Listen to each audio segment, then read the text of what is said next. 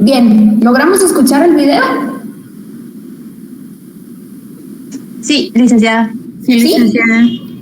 Muy bien, gracias. Bien, traté de ponerlo, les busqué uno pequeño y yo siempre les voy a dar como una forma de interactuar porque yo sé que el curso se puede tornar un poco aburrido porque pues al final es muy teórico. Entonces yo busco la forma de que lo podamos volver un poquito más dinámico, ¿verdad?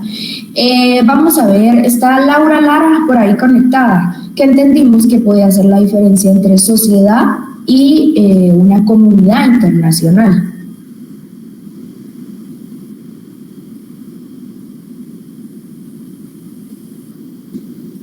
Sí están en clase, ¿verdad? Sí, licenciada. Sí. Vamos a ver, bueno, Laura no está. Janet, usted que nos hace favor de poder tomar el micrófono, ¿qué podríamos entender según el video que es la diferencia entre sociedad y comunidad internacional? Fíjese, licenciada, que hasta ahorita entré a escuchar el video porque realmente estaba en otro grupo y no se escuchaba nada. Gracias. Bien, ahí está alguien. Gracias, Janet, muy amable. Está Ana Laura. Yo espero de verdad que logremos solventar esto porque sí que es molesto ustedes y entiendo también su incomodidad. ¿Quién me estaba levantando la manita? Buenas tardes, Dicta. Sí. Ana Laura, por favor. Sí, es que venía manejando, perdón, no me puede contestar. No se preocupe, con gusto. Entiendo que la diferencia entre una sociedad y una comunidad es que en una comunidad se comparten los mismos objetivos y en una sociedad tienen diferentes objetivos y valores. Sí, perfecto, por ahí vamos, ¿verdad? Esa es la diferencia. Puede ser una sociedad internacional, pero en una sociedad cada uno tiene sus propios intereses. Y tal como nos dice Ana Laura, en una comunidad nos reunimos precisamente porque tenemos intereses en común y queremos nosotros poder solventar un problema, poder mejorar nuestra estadía, pero son comunes y para aplicación colectiva, no particulares.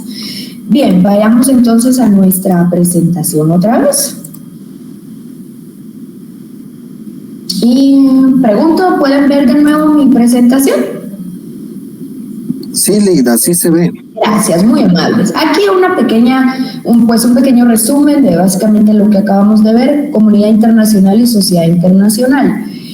La comunidad internacional, pues al final va a tener un carácter natural, ¿verdad? Ellos se van uniendo conforme la afinidad que van teniendo. Ya ven ustedes que en el video nos decían, no siempre se llevan bien los estados en esas sociedades internacionales, pero en estas comunidades sí, ¿verdad? Se unen con un fin en común. Entonces aquí tenemos un carácter natural y en la sociedad internacional un carácter voluntario. Yo decido si me adhiero o no. Hay un carácter prepolítico en la comunidad internacional y en la sociedad hay un carácter ya político-jurídico. Siempre hay un interés porque yo voy a tener un beneficio para mi estado como tal. En la comunidad tenemos unidad y en la sociedad estados que perciben, como ya veníamos diciendo y nos decía también Laura, sus propios intereses comunitarios o colectivos, y en las sociedades hay una relación de dominio entre ellos. Aquí es donde hay estados, obviamente, que son más fuertes. Hablemos de Estados Unidos contra un estado de Guatemala que puedan estar en una misma sociedad internacional, pero que evidentemente, pese a que existe el principio de no intervención, siempre tienen un peso sobre los otros estados. Bien. Hablábamos al inicio de qué era el derecho internacional público. Yo me permití colocar aquí en la integración, ¿verdad?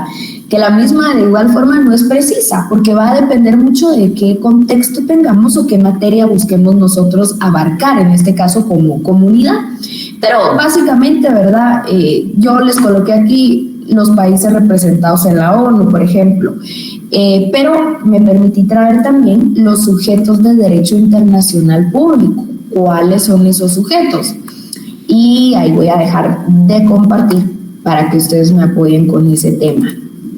Vamos a ver, está Omar Marroquín. Yo como los voy viendo, oye, no van a creer que es en maldad o algo así, como me van apareciendo, yo los voy mencionando. Omar, eso sí lo vimos en Derecho Internacional Público 1. ¿Cuáles se consideran que son los sujetos de Derecho Internacional Público? Los que nos recordemos. Y si hay un compañero que le quiera apoyar, con mucho gusto. Muchas gracias, licenciada. Si no estoy mal, los primeros pues son los Estados miembros. Así es, así es. Y también las entidades que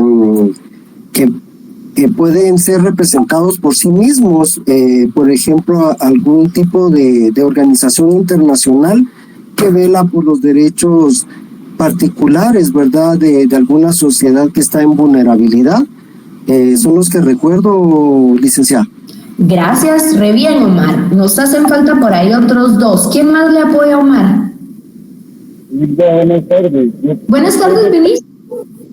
Los tratados y convenios también de parte de esos niveles. También son, perdone, no le escuché lo último. También son parte de esos sujetos del derecho internacional, los tratados que se siguen. Bueno, los tratados como tal nos ayudan a normar a estos sujetos dentro de la organización. Creo que en algún punto podrían tomarse. Pero estamos bien, creo que vamos bien ahí. Gracias, Vinicio. Abimael, ahí recordarles tal vez que aquí no van a tener pena. Este es un espacio académico y todo lo que digamos aquí es en función precisamente de la academia. Y si a mí se me ocurre una bobada o lo que sea, ningún problema. Yo también a veces me voy a equivocar y ustedes van a saber más que yo, así que lo que busco es que podamos retroalimentar. ¿De acuerdo? Ahora sí, Abimael, por favor.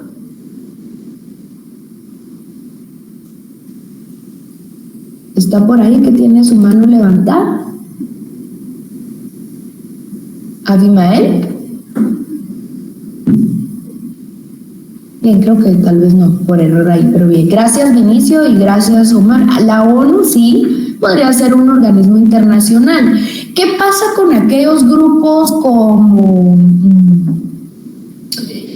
Ay, Dios mío, se me fue el nombre, pero hablemos de un grupo de una guerrilla, por ejemplo. ¿Puede ser considerado un sujeto de derecho internacional? Como el que teníamos en Colombia, se me escapa el nombre ahorita, creo que eran las FARC, por ejemplo. Licenciada, yo considero que sí, puede ser una parte y puede ser temporal también, ¿verdad? O sea, no es que sea permanente, sino que es temporal mientras persista algún tema que pueda afectar la situación internacional, porque un conflicto armado puede afectar a los demás países, por ejemplo, en la situación de petróleo, tránsito aéreo o algo, ¿verdad? Entonces, sí es prudente la intervención de este tipo de organizaciones, aunque sea en situación temporal. Sí, son los grupos beligerantes, aquí les agradezco. Ya vi que no les gusta hablar, son tímidos. Pero por aquí me han estado poniendo Alejandra, Arondo, yo los leo, oye, los voy leyendo también, los grupos beligerantes. Y también podemos tener personas jurídicas, ¿verdad? Como tal, o personas físicas, o en este caso individuales, que también pueden ser consideradas de sujetos de derecho internacional público. ¿Por qué traemos esto a colación?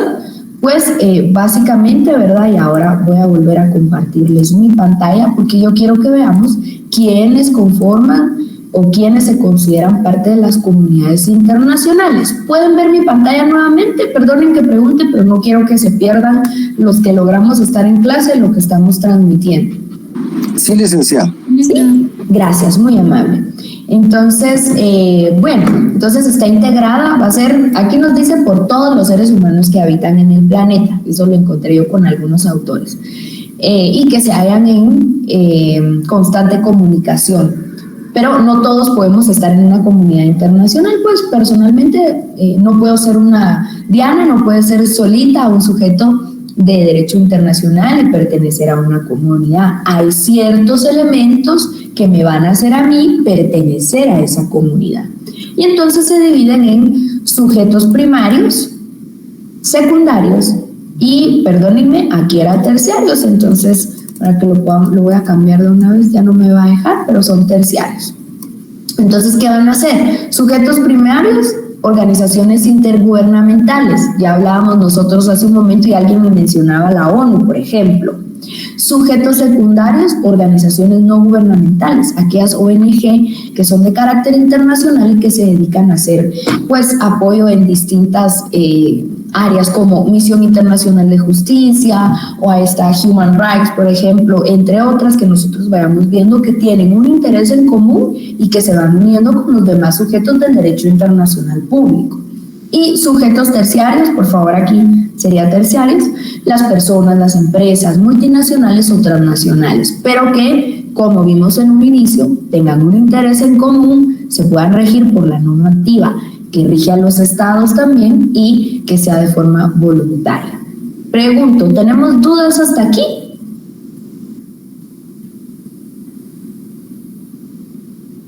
¿No? Muy bien.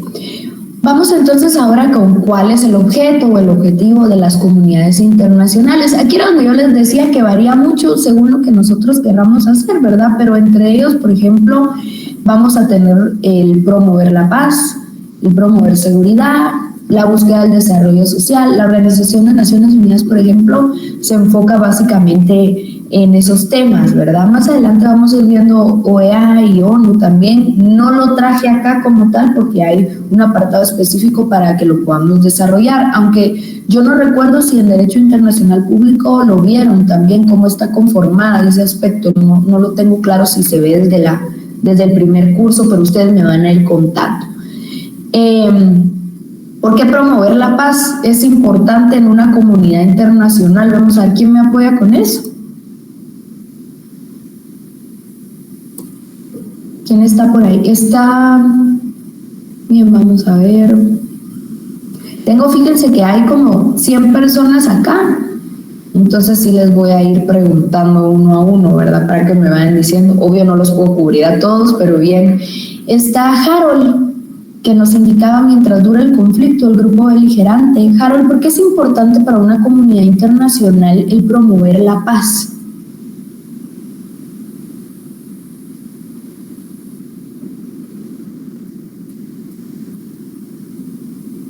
¿Está por ahí?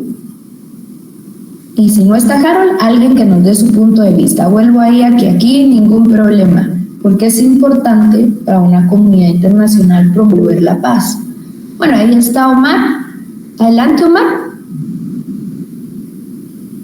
Muy amable. Mire, yo considero personalmente que cuando hay un conflicto armado, así como ahorita, ¿verdad? Que hay un conflicto que se está deliberando y eso nos afecta en los precios de combustibles, ¿verdad? Entonces, todos los demás países nos vemos involucrados de manera indirecta. Entonces, el interés común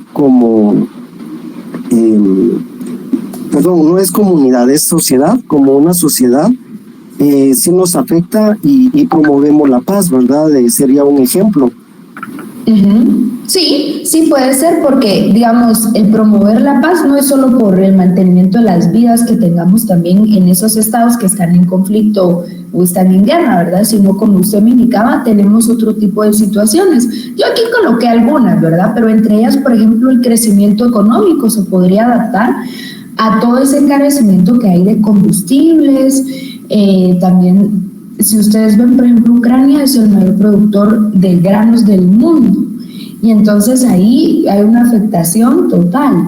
Europa no tiene gas, por ejemplo, por el tema de las sanciones a Rusia y ahí se van afectando y es una cadena, ¿verdad? Por eso es que las comunidades internacionales buscan unirse para ese tipo de temas y actúan, como decía Omar, como comunidades, pero también como sociedades, ¿verdad? Dependiendo del interés que tengan en ese momento. Gracias, Omar. Bien, ¿alguien más cuando les pregunto por qué es importante también promover democracia? Ya ven que ahora está de moda el tema democracia también en nuestro país. ¿Por qué creen que es importante para una comunidad internacional poder promover y ayudar a mejorar la democracia? En nuestro caso, por ejemplo, vimos que tuvimos observadores internacionales, que podríamos decir son una comunidad internacional. Gracias, Harold, me dice que tiene problemas con su micrófono, pero ¿quién nos apoya por ahí de los que no hayan participado? Decirles tal vez que yo voy como tomando nota de quienes participan en clase, y aquí lo ven, para que esto nos ayude, si nos es de utilidad más adelante durante las notas, ¿verdad? Entonces, para que lo tengamos en conocimiento y que lo vayamos teniendo en cuenta. Bien, entonces, ¿por qué es importante también para las comunidades promover la democracia? Y eso va relacionado también con un poquito de promover la paz y el crecimiento económico. José Roberto, por favor. Buenas tardes, licenciada. Yo creo que en las comunidades internacionales el promover la democracia se podría aplicar como sucede bastante en África, que son países que son destinados mucho a las dictaduras. Y como menciona usted, viene de la mano con promover la paz, porque aparte de que esas dictaduras vienen de la mano de mucha violencia, el poder se encuentra centralizado en una sola persona. Y eso realmente lleva siempre como conflictos, tanto entre la milicia de la dictadura y grupos paramilitares que terminan en vidas humanas que se pierden y en bastantes sanciones económicas o pérdidas económicas que se van en armamento, y todo por esta situación de tener el poder en un solo personaje, como ha pasado en África. Y por eso se busca este tipo de democracia para abrir el poder y descentralizarlo. Gracias, José Roberto. Y en el entendido que, digamos, ¿por qué le interesa a las demás comunidades o a los demás países tener injerencia en ese país que no tiene democracia? ¿Por qué buscamos, ya ven ustedes que lo hacen donando fondos o llevando ciertas ayudas o apoyos a los países? Usted me lo dice para que salgan, digamos, de ese tema de la dictadura, pero siempre hay un interés en común, ¿verdad? Obviamente, si tenemos todos democracia y estamos en paz, y yo tengo un interés en esa región o en ese país, yo Estado también me voy a ver beneficiado. Es un gana-gana para ambos. Por ahí creo que Helen Roxana tenía su mano levantada, por favor. Gracias, José Roberto. Helen, ¿está por ahí?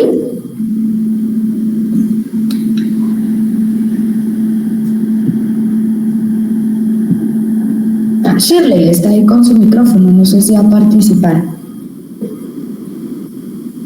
¿No?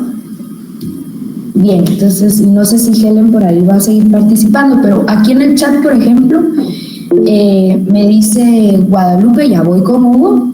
Guadalupe, para una relación objetiva y relaciones económicas justas, perfecto. Harold también nos dice, para salvar los derechos individuales y la libre participación, y para que exista un respeto, nos dice Guadalupe, a los derechos humanos. De acuerdo. Hugo, por favor. Buenas tardes, licenciada. Buenas tardes. Tal vez dando mi punto de vista, considero que la importancia para la comunidad internacional, la democracia de una población en general, podríamos decir, es por los intereses que tengan dentro de esa región. Un ejemplo, acá en Guatemala, tal vez la producción del café.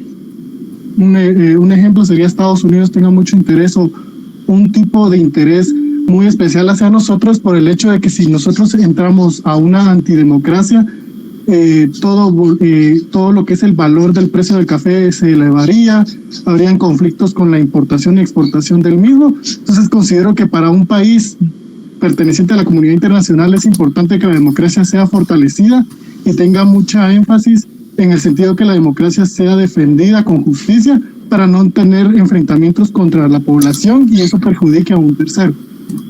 Excelente, sí, gracias Hugo, re bien. Miren, a mí me encanta cuando los hago participar así porque una cosa nos va llevando a la otra y me gusta muchísimo el poder escuchar los puntos de vista de ustedes porque todos son valiosos, de verdad que sí. Helen nos decían que estaba intentando participar pero no la logramos escuchar. Bien, y por aquí ya nos colocaban, creo que fue Guadalupe, el tema del respeto a los derechos humanos también, ¿verdad? Hay países que tienen, como decíamos, una mayor fuerza, aunque todos debieran estar en las mismas condiciones y que se encargan precisamente de garantizar estos en teoría, ¿verdad? O de velar porque los demás países lo puedan hacer. Bien, volvamos entonces a nuestra clase. ¿Alguien más quisiera participar sobre los objetivos o el por qué la comunidad internacional? ¿Por qué una lucha contra la pobreza? Aunque si se dan cuenta, todos se van entrelazando, ¿verdad? Todos van en una misma línea y son objetivos en común. Por supuesto, estos solo son algunos, pudieran resultar otros también, ¿verdad? Vámonos entonces a nuestra presentación. Y por aquí tengo yo, sí logran ver todavía mi presentación, ¿verdad? Sí, ya se cambió la diapositiva, gracias. Sí, gracias, muy amables. Tenemos entonces las dimensiones de la comunidad internacional, es decir, ¿verdad? ¿Por qué se van creando? ¿Desde qué perspectiva nosotros vemos la comunidad internacional? Tengo una dimensión descriptiva y lo que busca es tener un mayor grado de sociabilidad en la que se reconocen intereses, valores y sentimientos comunitarios. Ya se fueron dando cuenta cómo desde el inicio de la clase vamos haciendo esa hilación y yo les creo que así se les va a hacer muchísimo más fácil para sus exámenes y ya cuando ustedes también lo tengan que aplicar o para recordarse de lo que vimos aquí, porque aunque pareciera que ahorita no nos va a funcionar esto, miren que todo lo que está pasando necesitamos estar empapados y saber cómo funciona el derecho internacional como tal. Una dimensión prospectiva hace referencia a una meta y un objetivo a alcanzar. Hay solidaridad y justicia en las relaciones internacionales. Una dimensión normativa, es decir, otro aspecto de la comunidad, es el ordenamiento jurídico internacional que regula en parte a sus miembros, ¿verdad? Los que se han convertido en una comunidad parcialmente jurídica, o sea, no nos unimos y cada quien hace lo que quiera y nos inventamos reglas, sino que están debidamente determinadas. Y una dimensión constitutiva, de forma que el concepto y la realidad internacional tienen una relación mutuamente constitutiva, es decir, sí, somos una comunidad, ¿verdad? Pero lo que buscamos es esto, que no sean fines inalcanzables, que no sean fines unitarios o individuales, ¿verdad? Recordemos, siempre tienen que ser objetivos en común, que busquen un beneficio colectivo. Ese es nuestra primera característica, intereses en común que sean de beneficio colectivo entre los sujetos de derecho internacional público. Y bien, entonces esto lo que va a hacer es ayudarnos a poder tener un avance en la creación de vínculos comunitarios en el sistema internacional. Y por eso es que nosotros vemos los apoyos que vienen de los demás estados, por ejemplo, a nuestro país. Ustedes han visto que tenemos muchas donaciones. Las agencias internacionales de cooperación como USAID, ¿verdad? Si alguien trabaja en Ministerio Público, en el sector justicia o en otras, pueden ver ustedes que hacen donaciones, que tenemos equipo, que tenemos mobiliario o incluso se hacen becas para determinados funcionarios para poder fortalecer determinadas áreas, ya sea justicia, derechos humanos, salud o dependiendo de lo que busquemos, pero que son apoyo de esas comunidades internacionales que en cierta medida buscan devolverle un poco a nuestros estados para que puedan ellos también generar las mismas condiciones. Bien, permítanme, solo me dice por aquí Mercedes que ya nos logró apoyar para resolver este tema. Bueno, creo que nos vamos a quedar así y yo prometo para la otra, espero ya podamos estar mejor.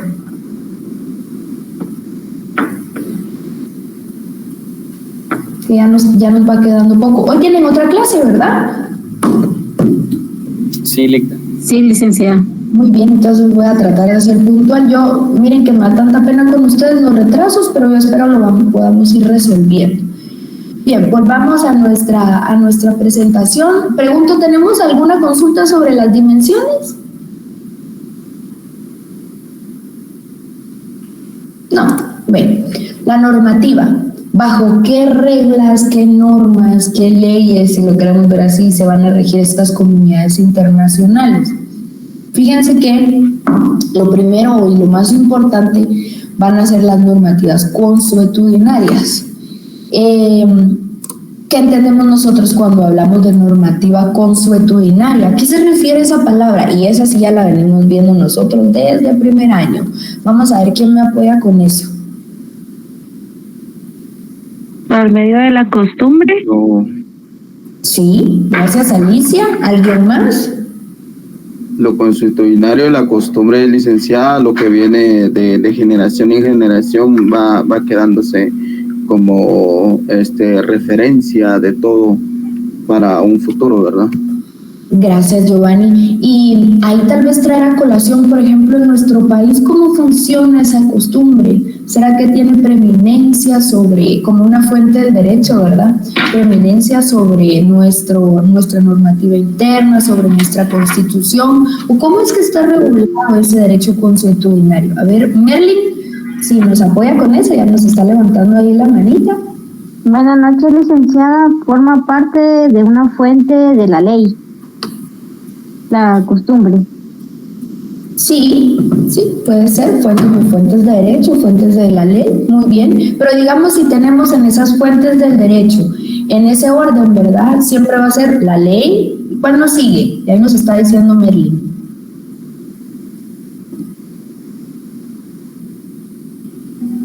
¿Cuál es Tal vez la en Guatemala está mal aplicado el derecho consuetudinario, licenciada. ¿Por qué? Porque las personas de las comunidades sobrepasan varias cuestiones, ¿verdad?, a la hora de aplicar el derecho consuetudinario. Y también como el derecho consuetudinario también recae sobre la legislación guatemalteca, entonces no está normado en sí el derecho consuetudinario, ¿verdad? ¿Y qué pasa, digamos? Sí, de forma expresa no está, ¿verdad? Pero si nosotros vemos el artículo 66 de la Constitución, ¿alguien tiene su Constitución por ahí? Ustedes me dicen, si no, pues vamos avanzando.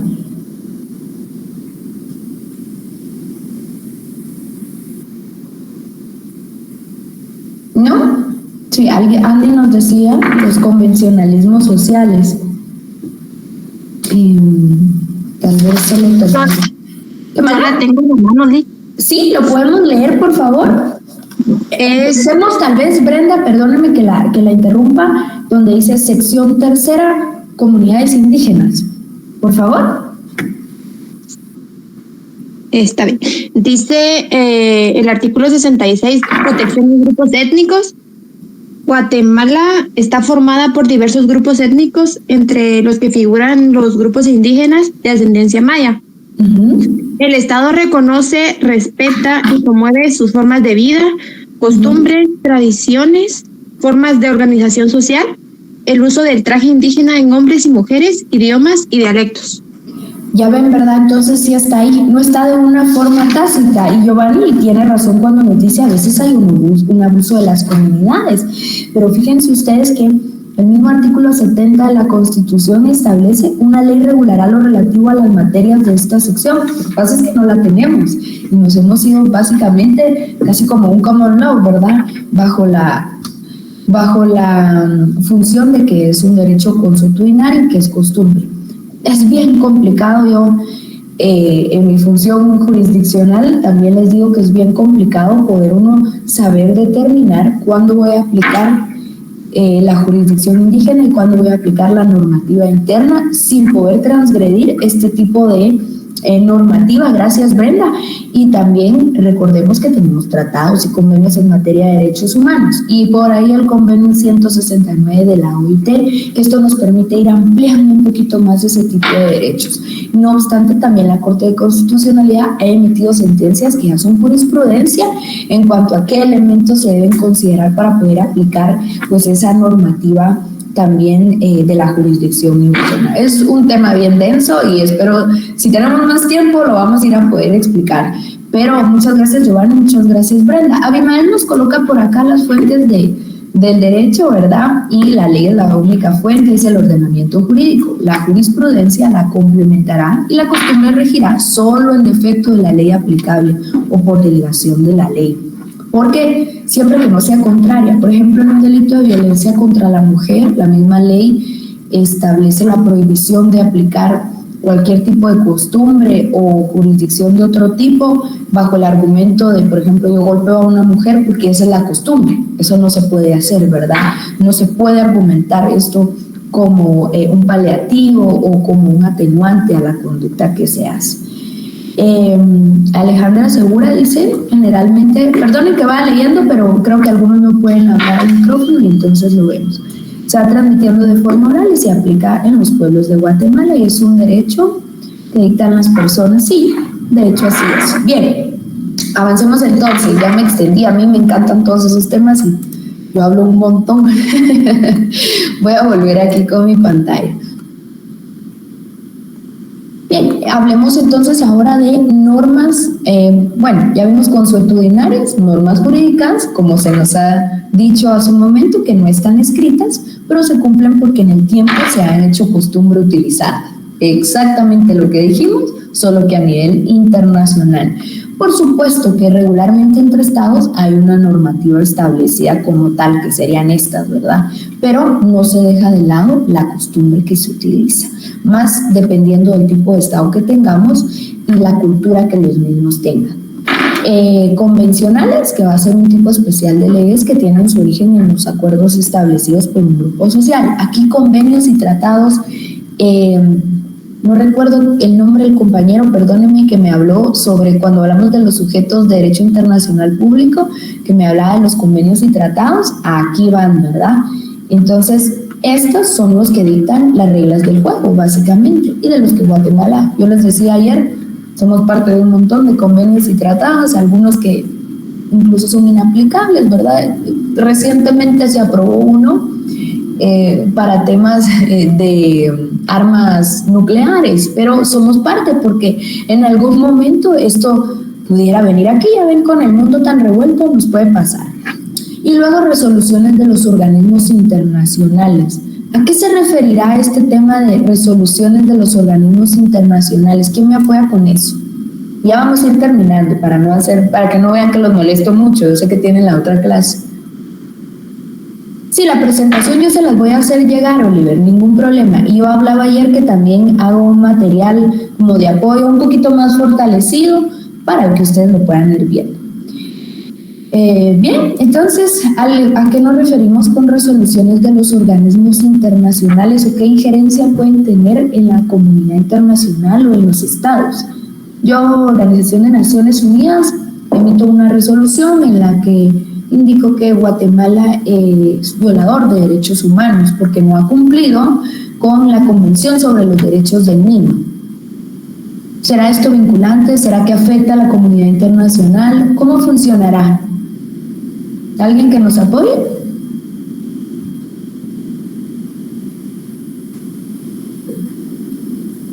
No les gusta, ¿verdad? Me va a tocar que hacerlo así, forcio voluntario, como dicen, para ir viendo quiénes más están, ¿verdad? Bien, Dianet, por favor. No sé si así es su nombre, Dianet, pero yo así la veo en su usuario. Sí, licenciada, es Dianet. Ah, muy bien. Pues las resoluciones son expresiones oficiales, eso es lo que tengo yo anotado de la opinión o voluntades de los órganos de las Naciones Unidas. Resoluciones del Consejo de Seguridad, la Asamblea General y el Consejo Económico y Social, que se publican como documentos individuales y se incluyen las compilaciones anuales o de periodos de sesiones. De eso tengo yo pues escrito del semestre pasado y es lo que les estoy dando ahorita. Gracias, Janet, re bien. Fíjense que un ejemplo claro es las sanciones que le han estado haciendo a Rusia por estar en esta guerra, ¿verdad? Haber iniciado la guerra contra Ucrania. Está sancionado económicamente, creo que tiene sanciones también de tipo de derechos humanos y demás, emitidas precisamente por estos órganos internacionales. Y ahí es bien interesante y lo vamos a ver porque ya no solo los universales, digamos, ONU, sino también los regionales, la Comunidad Europea, por ejemplo, ¿cómo se llama? La OTAN, ¿verdad? Al cual él mismo forma parte, pero ha sido sancionado porque se ha salido de ese interés común de comunidad y se ha vuelto solo en sociedad, ¿verdad? En un interés individual o lo que a él le beneficia como Estado. Muchas gracias, Janet. Bien, vamos entonces con la última, porque sé que ya se tienen que ir a su otra clase, que va a ser la estructura, en este caso, ¿verdad?, de las comunidades internacionales. Hay estructura relacional, que es el resultado de las relaciones entre estados en un sistema internacional interestatal, ¿verdad?, descentralizado, y aquí donde prevalecen los principios de soberanía y no intervención. Es decir, estamos en una comunidad como, por ejemplo, en Centroamérica tenemos el SICA, el Sistema Centroamericano de Integración Centroamericana. Nos unimos porque como estados podemos lograr más como comunidad centroamericana, ¿verdad? pero cada quien conserva su soberanía y también un Estado no puede intervenir en las decisiones del otro. Ese es un tema que nos va a dar para mucho, ¿verdad? Si ustedes ven la realidad actual, yo les recomiendo, si pueden, siempre es muy importante estar informado de lo que está pasando en la actualidad, y parte de esta estructura relacional que hablamos de la no intervención es bien importante porque hay países que son países amigos o que son donadores que buscan ir más allá y se meten un poquito hacia la política interna, ¿verdad? Y entonces ahí ya no cumplimos con el objetivo de una comunidad como tal. Bien, una estructura interinstitucional que va a resultar de los intereses comunes de los estados. Es la creación de instituciones internacionales derivado que nos unimos como comunidad, en este caso la Organización Internacional del Trabajo, por ejemplo. Las comunidades derivan precisamente después de la Segunda Guerra Mundial, que venían las sociedades internacionales o de naciones. Viene entonces la creación también de la OIT y precisamente a partir de ahí ya se habla de comunidades internacionales como tal. Es esto, ¿verdad? Necesitamos una Organización Mundial del Comercio, necesitamos una organización de petróleo también, ¿verdad? Y así, dependiendo cuál es el interés que tenga cada estado, la creación de instituciones. Y una estructura comunitaria que tiene su origen en la aparición de intereses comunes. Y vean qué importante entonces, nos volvemos una comunidad, creo que esta sería la 1, ¿verdad? Porque tenemos un interés en común. Volvamos y en lo que nos queda más cerca, Sistema de Integración Centroamericana. Nos volvemos una estructura comunitaria porque resulta que solo Guatemala, solo El Salvador es un poco más difícil, pero si unimos a todos hasta Panamá, aunque algunos dicen que Panamá no forma parte de Centroamérica, pero sí lo unimos, en bloque la posición geopolítica, la posición estratégica que tiene Guatemala y todo el istmo centroamericano es importantísima para comercio, para turismo, para desarrollo y demás, ¿verdad? Para inversión, por ejemplo. Entonces nos unimos con un fin común, estructura comunitaria. Bueno, nos unimos, pero para poder actuar internacionalmente y para poder regularnos necesitamos una estructura institucional. Creemos el SICA, el Sistema de Integración Centroamericano, con nuestra normativa y nuestras reglas. Y luego ya vamos aquí a la estructura relacional que deben de tener. Actuamos en conjunto, prevalecen los principios de intereses colectivos, pero no puedo intervenir en la soberanía e intervenir también en la política interior de los otros estados. Bien, pregunto, ¿alguna duda hasta aquí? Buenas noches, licenciado. ¿No? ¿Estamos claros con esto? Creo que el tema no es complicado y como ya tenemos la base de Derecho Internacional Pública 1, nos va a ir súper bien. Decirles que lamento mucho de nuevo